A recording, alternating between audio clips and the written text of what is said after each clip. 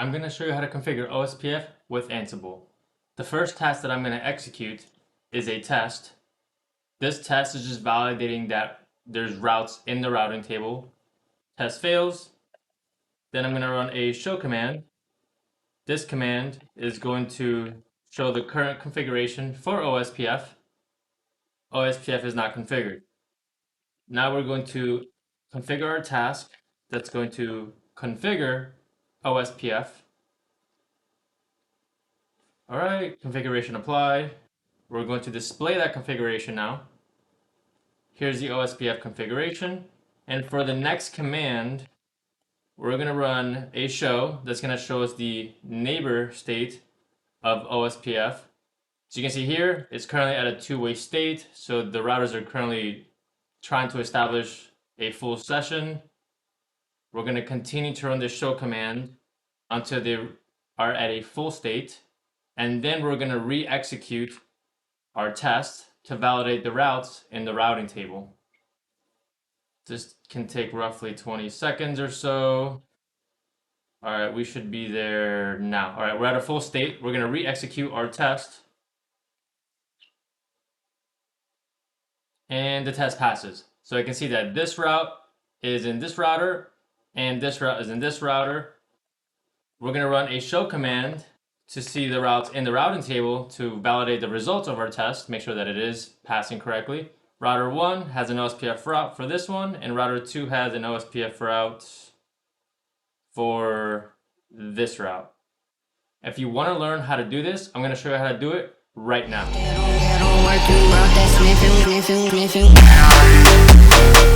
Welcome to the DevNet Zone. My name is John, and the focus for today is managing OSPF with Ansible.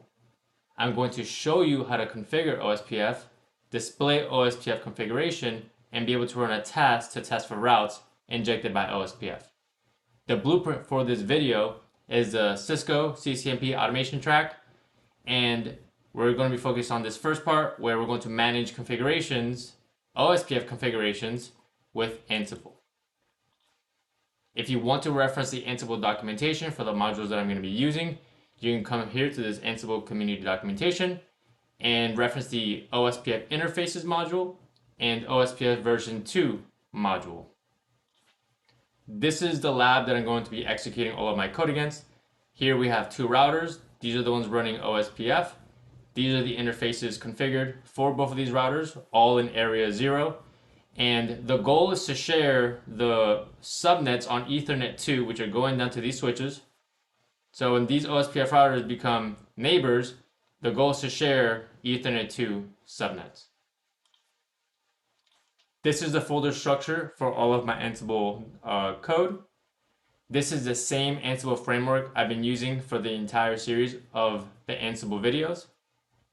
And today we're going to be focusing on this iOS OSPF role.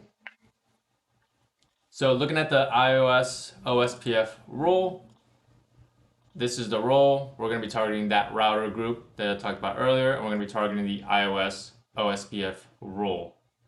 And then this is just some a quick view to see the different tags that I'm going to be running for different tasks.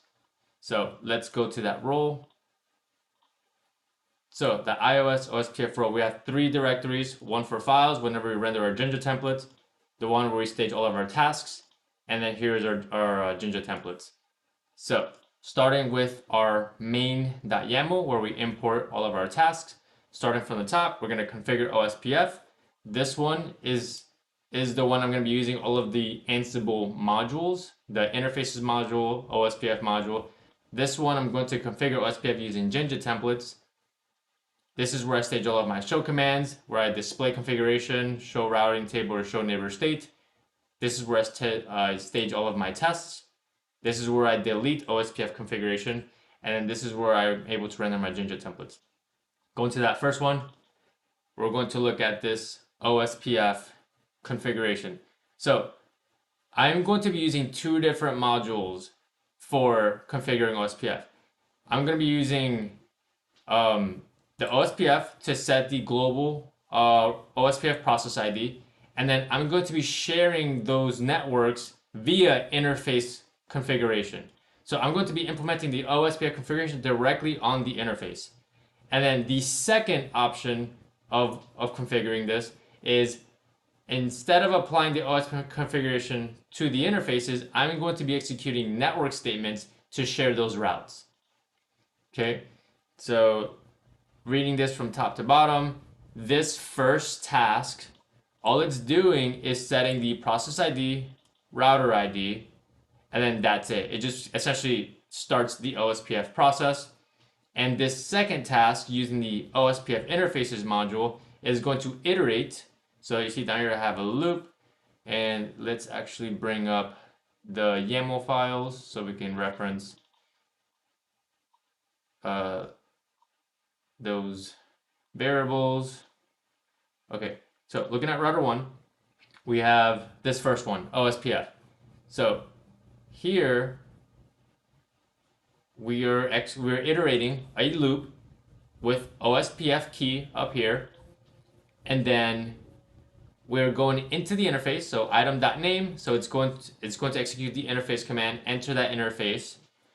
It's gonna specify the address family, which is IPv4, the process 1, the area that this interface is going to be in, which is area 0.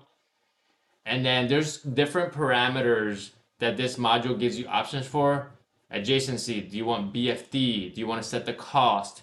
So for some of these, we set them true or false. We're going to set a different cost for this one. And then we have this variable over here, so it's going to set the cost to 10. The hello interval, we can set the hello interval here. Data interval, demand circuit, we're going to ignore. Networks is just going to be broadcast. And then a priority. And then all these variables are being pulled from our YAML file on this side. It's the exact same with router 1. It's got the exact same variables, and then it's going to apply the configuration via the interface. And let's execute this task. So we want the conf, and then we're going to call this key or this tag.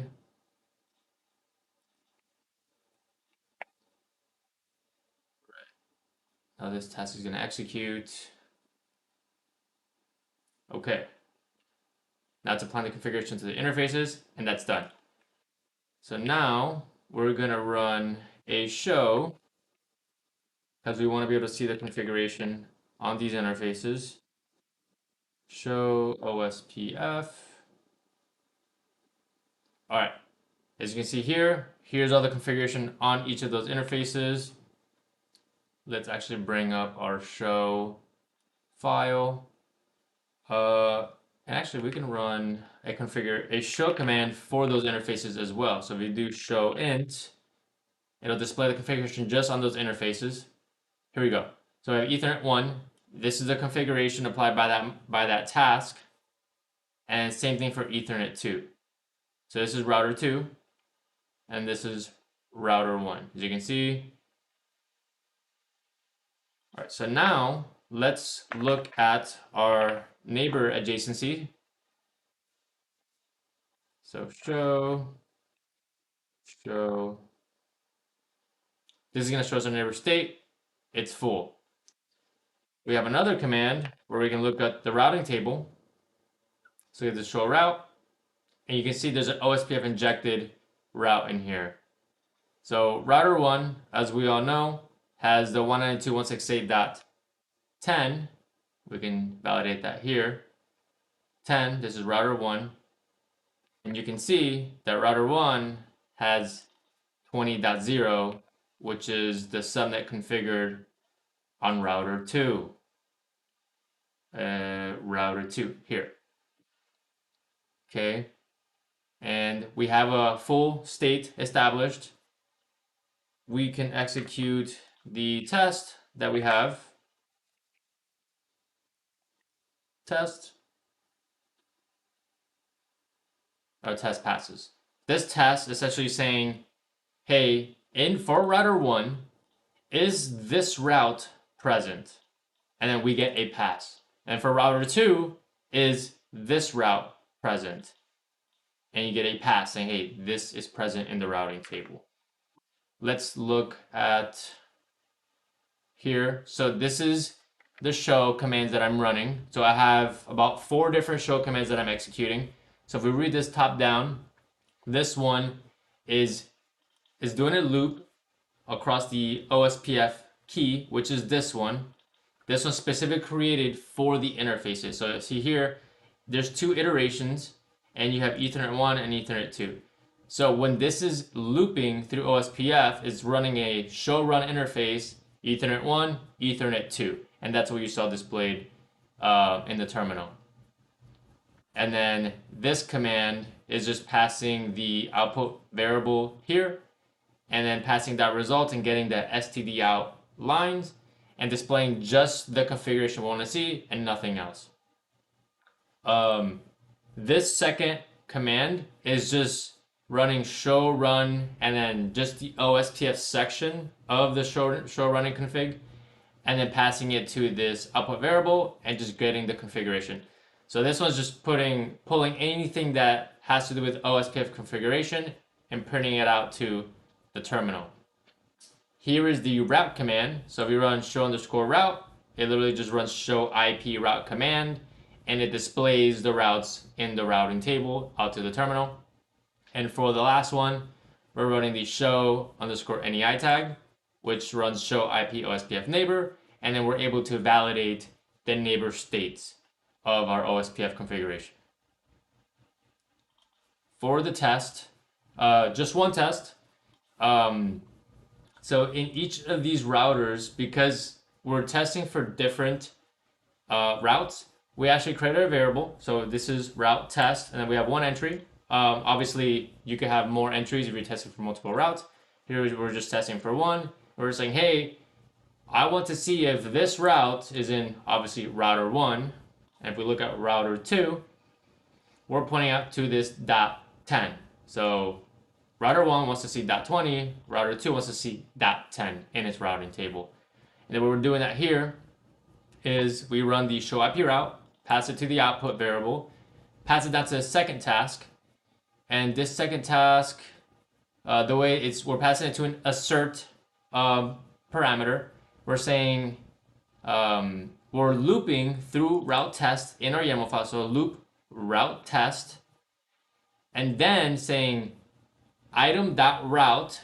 So in the YAML file, we're calling route, so item.route in, and then here in parentheses, we only want to pull the configuration. We don't want all the extra stuff in the routing table. We want the output, std outlines, and then that gets returned into a list. That's why we have this index of 0. So we're going into the list. And because it's a list, we're just going to join it all together into one big string separated by spaces. And we're saying, hey, is this prefix in this string, which is the routing table? And then it's going to return a fail, item.route not found in routing table, or pass, item.route present in routing table. And then we're able to make this dynamic by making unique variables specific to each of these routers in their own respective YAML files. Okay.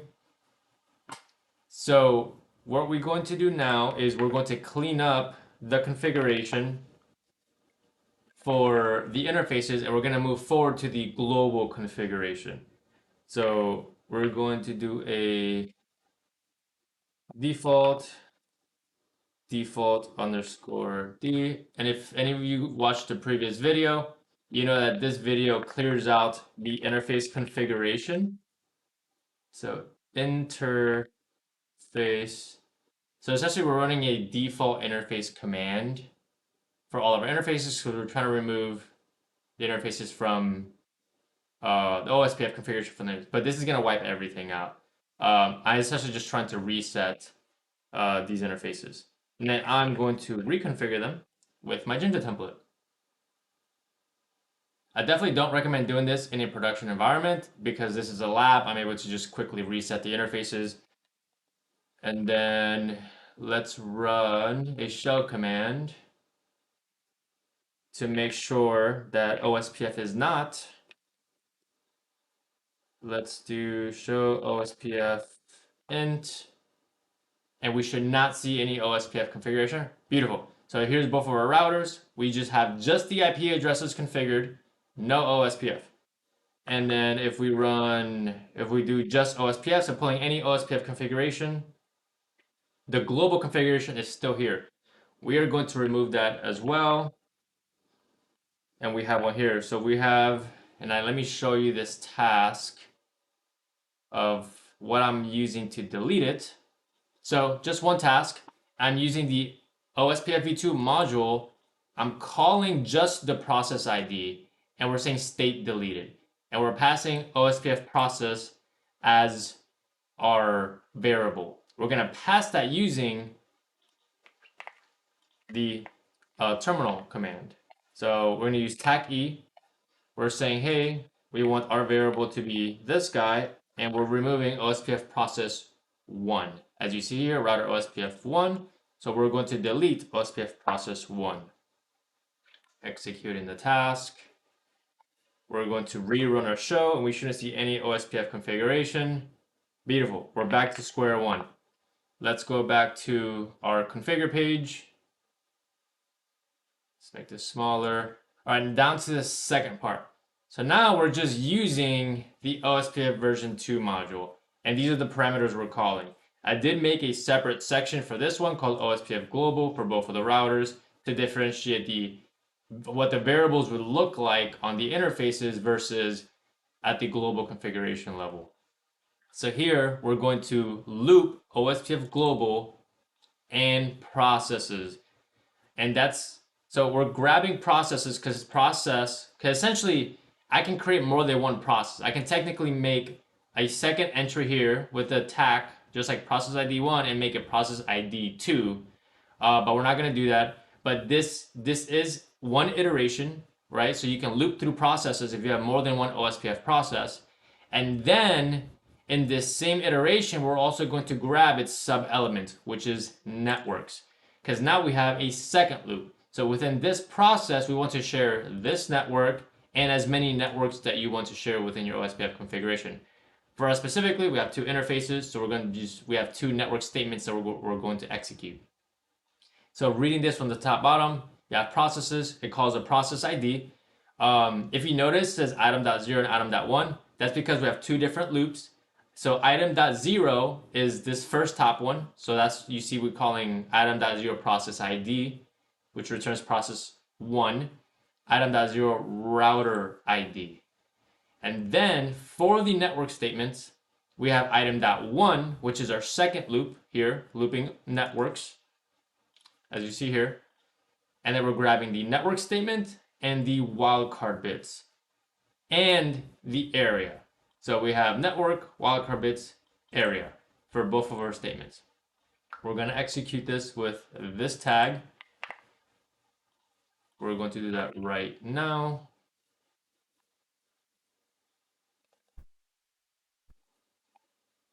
Let's do this. Conf for configure, and then conf OSPF. Okay, configure OSPF version 2. All right, now let's run some show commands. So we're going to do show OSPF again. So it's going to pull just the OSPF configuration. Oh, I have show exports. All right, running the command. Boom. So the only OSPF configuration pulled from both of the routers is just the process ID, the router ID, which we set, and the network statement. Let's execute a show command to look at our neighbor state. Neighbor state is full. We're going to execute our test. Let's see if our test passes. We have routes in the routing table. But let's validate that. Let's look at the routing table ourselves. Here's the routing table. All right, so we see first one, router 2. We have an OSPF route right here.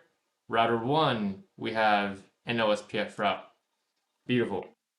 Okay, now we're going to reset our configuration again Then I'm going to show you how to do this with Jinja.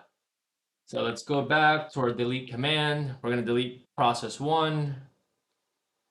Let's clear this tab. This one's a lot quicker to clean up because I didn't apply anything to the interfaces. So if you look at our neighbors, neighbors should be down, no neighbors. If you look at our routing table, routes should be gone. Yep, there's no OSPF routes here. Awesome. And then let's go look at our Jinja template. Let's close this guy out. We don't need this, we don't need this. And OSPF Jinja. Again, just like the previous videos, there's just one task, right? We're just using the iOS config module. We're calling a template, and all of our conditions, all of our configuration, everything is staged in this Jinja template. Let's go look at the Jinja template. So very small because we're only focusing on the global configuration, and it's going to apply the same configuration you just saw from that second method, but just in Jinja. So here we're iterating OSPF global.processes, just like you saw here in this YAML file.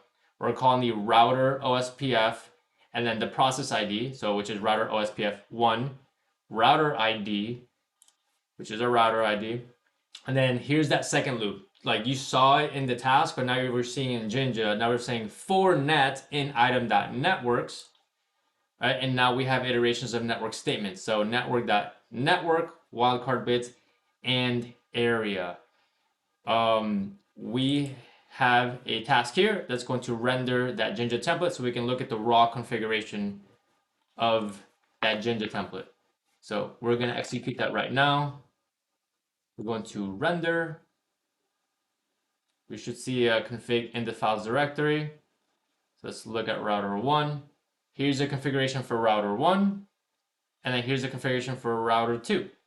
You see the IP information changes because it's pulling it from its respective YAML files. Okay, now we're going to execute our configuration of Jinja. So conf j. We're going to configure the system again a third time with our Jinja. That's configured. Let's run some show commands. Let's look at our neighbors. Okay, neighbors are still forming. Let's give it a second. While those neighbors are coming up, we can look at the OS configuration. So you can see here, just like you saw with the actual modules, except with Jinja. Let's go back to look at our neighbor states. Still in two-way. OSPF likes to take its time.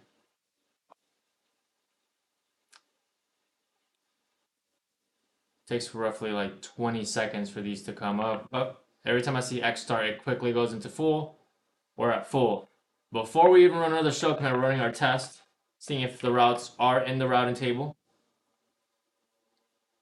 Getting our routes. Test passes.